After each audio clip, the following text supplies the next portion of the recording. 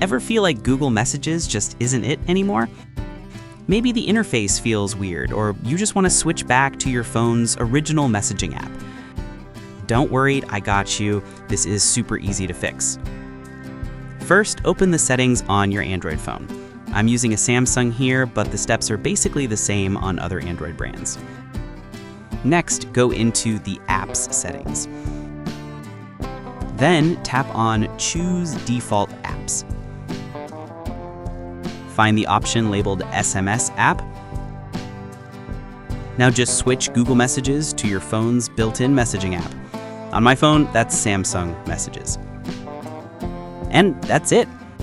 Your default SMS app is now back to the original one. No more Google Messages taking over.